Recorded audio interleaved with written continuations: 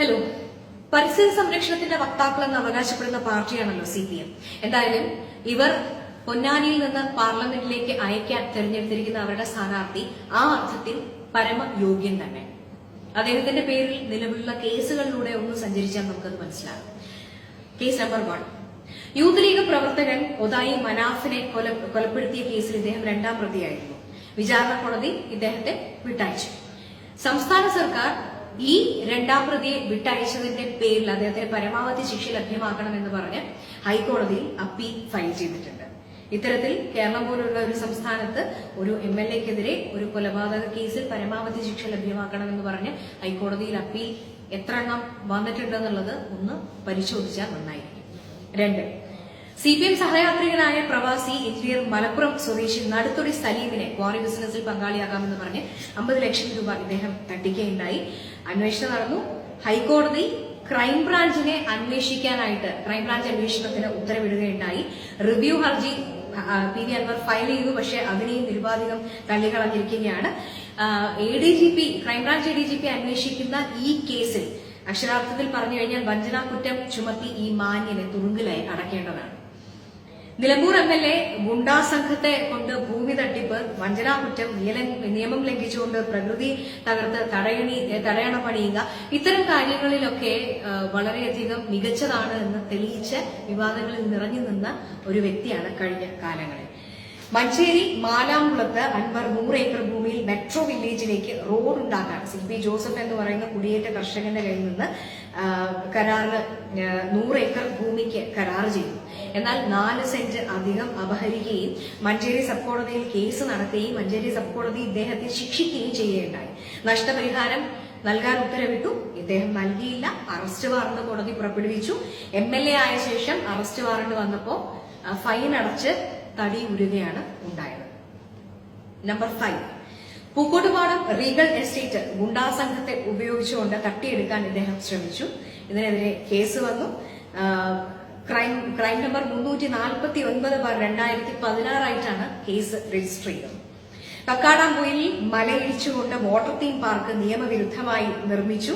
Collector അത് കണ്ടെത്തുകയും കഴിഞ്ഞ നൂറ്റാണ്ടിലെ ഫ്ലഡിൽ നമുക്കറിയാം കക്കാടാംപൊയിൽ ഉരുൾപൊട്ടൽ ഉണ്ടാവുകയും പാർക്ക് കളക്ടർ അടച്ചു പൂട്ടിക്കുകയും ഉണ്ടായി. ഇനി ഏറനാട് താലൂക്ക് വെറ്റിലപ്പാറ വില്ലേജിൽ സമുദ്രനിരപ്പിൽ നിന്ന് 2000 അടി ഉയരത്തിൽ അതീവ പരിസ്ഥിതി ദുർബല പ്രദേശം എന്ന് തന്നെ നമുക്ക് പറയാവുന്ന പ്രദേശത്ത് ആദിവാസികളുടെ കുടിവെള്ളം മുട്ടിച്ചുകൊണ്ട് കാട്ടരുവിയിൽ ഈ മാന്യം തടയണ കെട്ടി. പാവപ്പെട്ട ആദിവാസികൾക്ക് കുടിക്കാനുള്ള വെള്ളമാണ് ഇദ്ദേഹം തടയണ കെട്ടി ബ്ലോക്ക് ചെയ്തെന്നുള്ളത് ഓർക്കേണ്ട കാര്യമാണ്. 2017 ഡിസംബർ 8 തടയണ പൊളിക്കാനായി കളക്ടർ ഉത്തരവിട്ടു.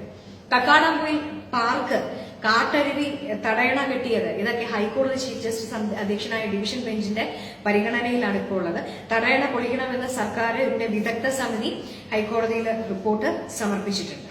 കക്കാടാംപൊയിൽ വാട്ടർ തീം പാർക്ക് ഉദ്യോഗസ്ഥരുമായി ചേർന്ന് അഴിമതി നടത്തിയാണ് പണിതതെന്നുള്ള പരാതിയിൽ ലോകായുക്ത കേസെടുത്തിട്ടുണ്ട്. ചീങ്കണിപ്പാറയിൽ അനധികൃത തടയണയ്ക്ക് കുറുകെ റോപ്പ് വേ നിർമ്മിച്ചു എന്ന് പരാതി ഉണ്ടാവുകയും ഓംബുഡ്സ്മാൻ കേസെടുക്കുകയും ചെയ്തിട്ടുണ്ട്. ഭൂപരിഷ്കരണ നിയമം നമുക്കറിയാം. ഓരോ വ്യക്തിയും എത്ര ഭൂമി സ്വന്തമാക്കാം എന്നുള്ളതിനെ പറ്റി കൃത്യമായ മാർഗരേഖ നിയമസഭ നിയമനിർമ്മാണം നടത്തിയിട്ടുള്ളതാണ്. ഈ മാന്യന്റെ പേരില് 207.84 ഏക്കർ ഭൂമിയാണുള്ളത്.